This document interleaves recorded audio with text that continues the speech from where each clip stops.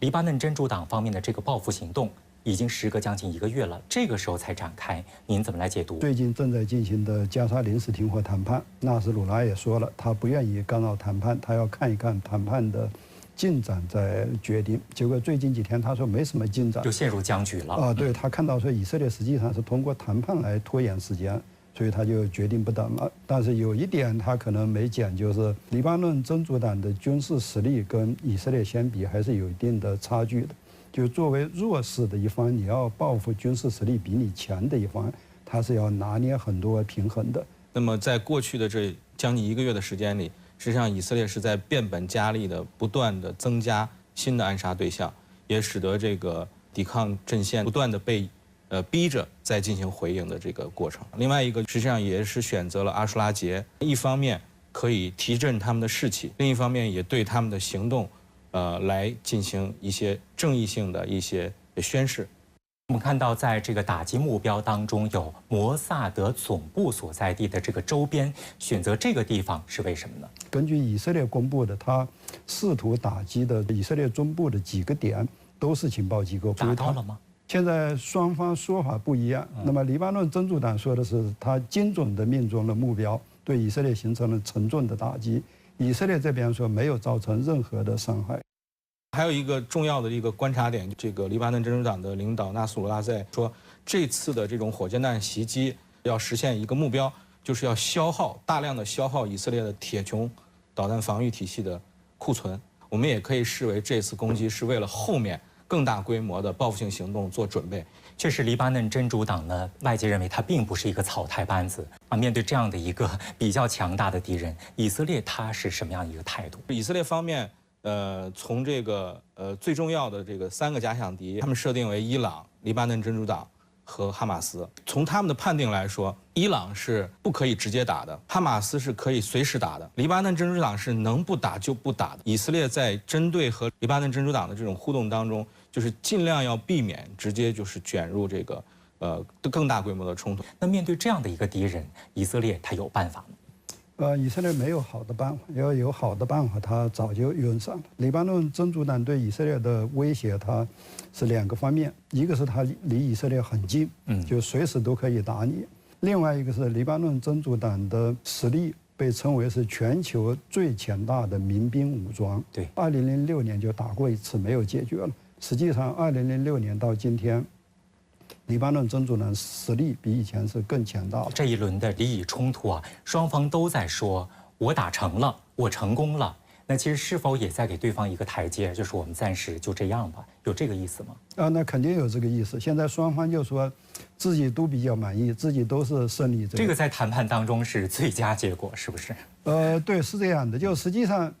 双方说的完全都不一样，真相肯定是只有一个。但是假象有时候比真相更有效果。现在的假象就是，以色列国内也很满意，黎巴嫩国内也很满意，地区国家也都很满意。像伊朗这些国家，他也不愿意扩大，把他自己卷进去。然后国际社会，美国也很满意，美国也想怕那个地区战争扩大，把自己卷进去。朱老师，前段时间大家一直在探讨以色列有没有那个能力进行多线作战。黎巴嫩真主党这一次先冲在前面打第一枪，那接下来关于伊拉克方面呢，包括胡塞武装这些，是不是在跟进？您对这个未来的趋势有什么研判？如果4面8方都有这个火箭弹、无人机啊往以色列境内的话，那以色列肯定会有点疲于应对。但是如果目前我们讲多线作战的话，我觉得还到不了多线作战这样的一个状态。因为在加沙地区的话，其实我们看以色列基本上已经控制住了局面，它未来的重心可能是在如何稳定这样的一个局面，或者说在未来这个加沙的未来方案之中，能够维持它现在对于安全啊、政治方面的这个影响力，这是它的重点。那在北部地区的话呢，跟这个黎巴嫩真主党的冲突其实也目前没有，我们说了没有这个明显的扩大化的这样的一个趋势。然后其他力量对它的这个打击还是以这种偶然性的这种侵扰对为主。黎巴嫩真主党发动报复性袭击之后，各界也在关注伊朗是否下场袭击以色列。自哈马斯领导人哈尼亚在伊朗被暗杀以后，伊朗誓言报复以色列，但是时间过去近1个月，仍然没有动静。伊朗声称对以色列的回应将在正确时间以正确方式进行。什么是正确时间、正确方式？报复迟迟未落地，伊朗政府存在哪些顾虑和掣肘？美国近期频繁到访中东国家，讨论如何应对伊朗报复。以往的第三方沟通渠道会否再启用呢？一起来洞察关键。伊朗外长阿拉格西24号表示，针对以色列暗杀哈尼亚的行动，伊朗的回应将经过仔细的计算和管理，伊朗不会落入敌人准备好的圈套之中。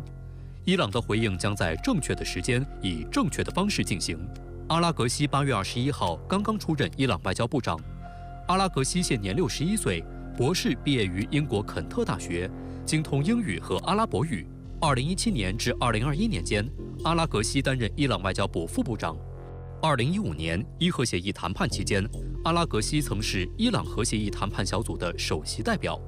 8月12号，阿拉格西曾对外阐释对国际事务的看法，表示，从他加入伊斯兰革命卫队以来，世界观一直没有变过。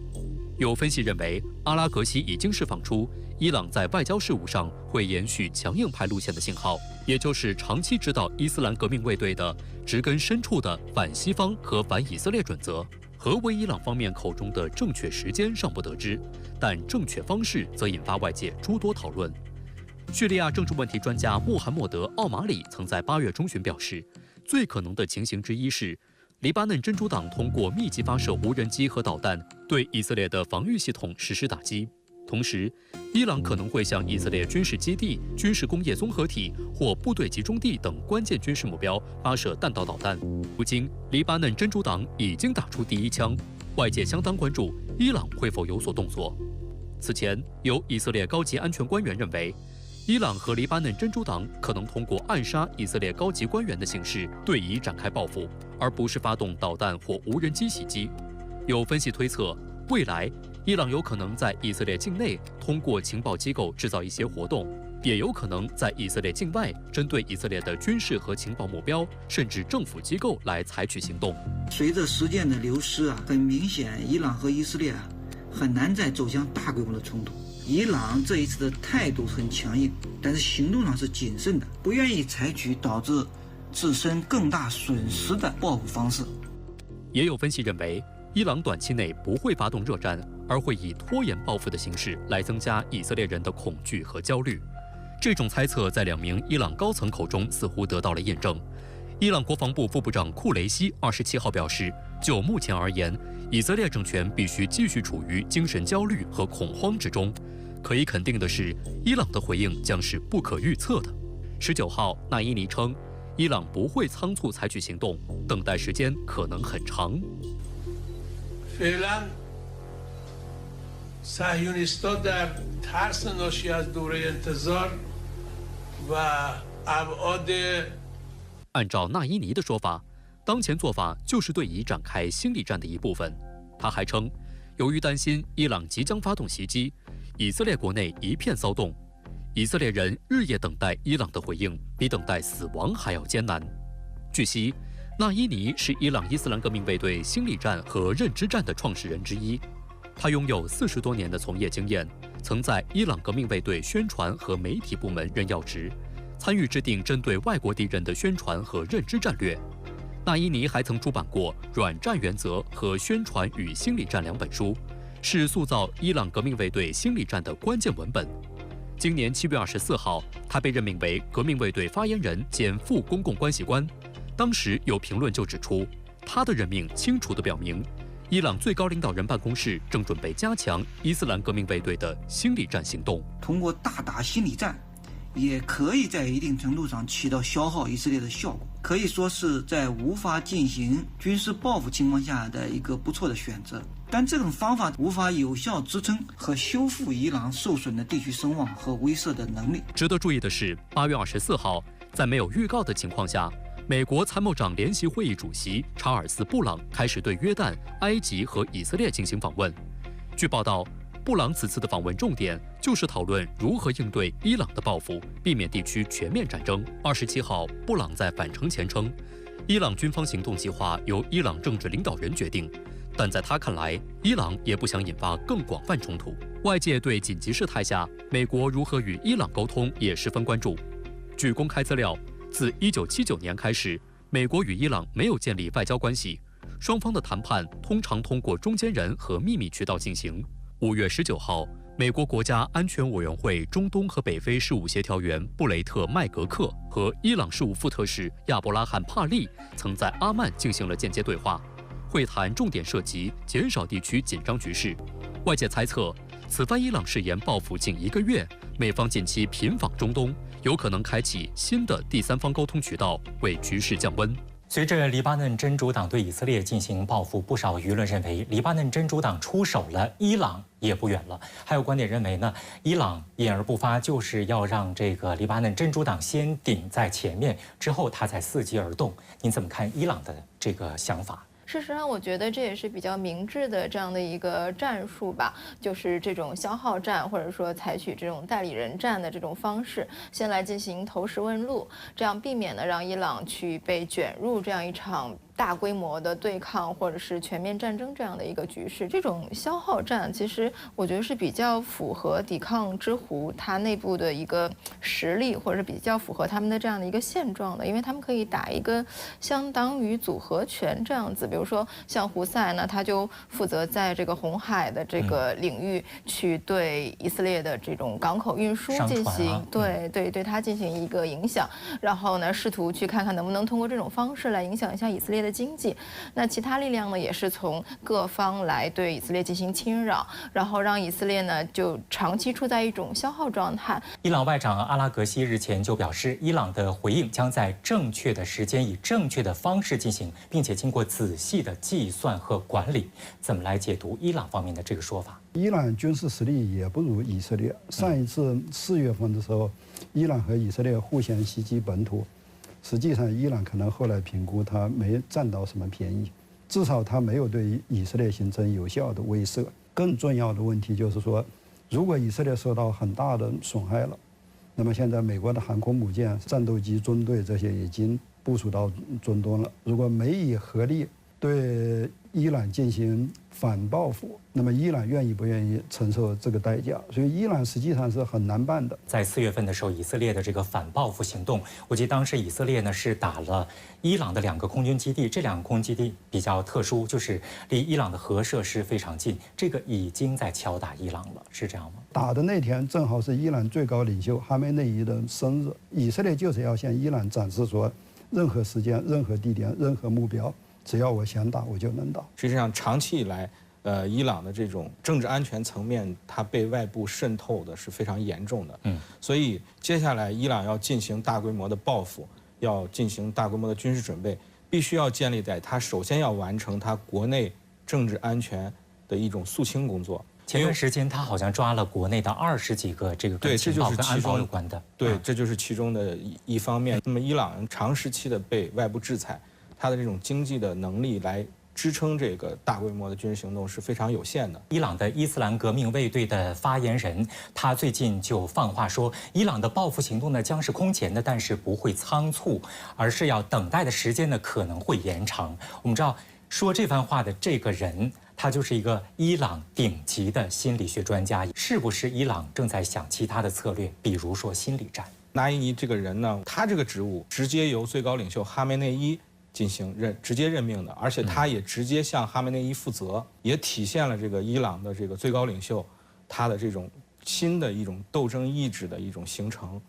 还有这个斗争决心的一种形成。其实作为这个所谓的抵抗之狐的带头大哥伊朗啊，如果他这个隐而不发的话，他的这些小弟会不会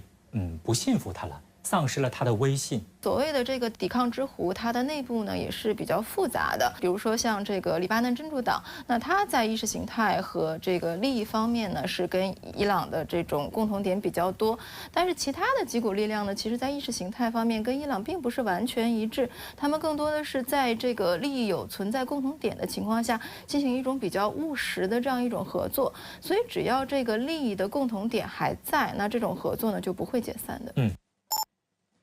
在25号，黎巴嫩真主党与以色列互袭之后，美国防长奥斯汀与以色列防长加兰特通电话。奥斯汀重申了美国对以色列的坚定支持。美方还在一份声明当中说，美国将继续支持以色列的自卫权，并将继续为地区稳定而努力。事实上，旨在推动以色列与哈马斯停战的加沙停火谈判已经进行多轮，却屡屡因故而拖延。美国则是在停火协议内容上立场反复，偏袒以色列本色不改。美防长还下令维持双航母在中东部署。这样的美式调解会否让乱局无解呢？一起来洞察关键。25号，新一轮加沙停火谈判在埃及首都开罗举行。此次谈判由美国、埃及和卡塔尔多方参与调解。在开罗举行的这个加沙停火协议谈判再次陷入僵局，症结点就是在以色列未来是否还在这个所谓的费城走廊进行驻军的问题。其实美国一开始提的这个3步走的方案，哈马斯是非常接受的。后来他又提到了所谓的过渡性协议，这个哈马斯就不能接受。美国为什么变来变去的？在过去1个月谈判的过程中，以色列提出了新的条件。以色列提出新的条件之后，美国的过渡性方案里边，实际上是吸纳了以色列的一些要求。本来美国这个过渡方案，你作为一个调停方案，你应该是把哈马斯的方案跟以色列的方案往一块捏。但现在哈马斯认为是美国的过渡性方案是一边倒的支持了以色列，所以哈马斯不妥协。但实际上，现在临时停火谈判陷入僵局的根本原因，可能不仅仅是所谓的费城走廊的问题，最根本的、最原则性的问题是，这一次停火到底是临时停火还是永久停火？哈马斯是要求必须是永久停火，以色列军队彻底撤出加沙，这样的话战争就结束了，哈马斯的生存问题就解决了。但是对以色列来说，这一点绝对不能接受，因为以色列的最重要的一个战争目标就是要彻底消灭哈马斯，所以这个矛盾是很尖锐的。那其实所谓美国新提到的这个过渡性协议这个说法，也是语焉不详，他也没有说具体内容包括什么。对，美国到底是有什么样的盘算？这个拜登政府还是有一种非常功利主义的心态，就某种程度上也是想在他卸任之前实现所谓的这个政治遗产。在奥巴马时期实际上就有过这样的先例。我们说在奥巴马卸任之前就非常这个着急的赶鸭子上架的把这个伊核协议促成，但实际上这些问题都没有从根本上解决它包括美国国内的内部矛盾以及和就是相关各方的这种矛盾。巴勒斯坦问题其实也是一样的，即便就是这个拜登政府能够这个先形成一份这种过渡性的协议赶着这个他卸任之前形成一定的成果，但是从根源上也是没有办法解决这种美国对以色列的过度偏袒，所以任何这种美方提出来的这种所谓的这种过渡性协议也好，都是一种比较自大的幻觉。那现在这个情况，美国是只能让内塔尼亚胡继续打下去吗？我觉得拜登确实是比较无可奈何的。之前美国是不让以色列打拉法的，但是以色列呢就是强硬的要打，但是美国呢也只能硬着头皮去买单。所以在这种情况下，以色列它完全可以实现这个去绑架美国政治的这样的一种目标。美国林肯号航空母舰及其随行的驱逐舰前几天已经抵达了中东地区，而美防长之后呢就宣称要维持双航母在中东的部署。那美国这样的一个举动，到底是在给中东地区拱火还是灭火呢？美国在中东地区的实际上是有2个战略目标，这2个目标呢都是真的，但2个目标是冲突和矛盾的。美国在中东地区最担心的就是自己再被卷入一场大的中东战争，对，这是美国最不愿意看到的。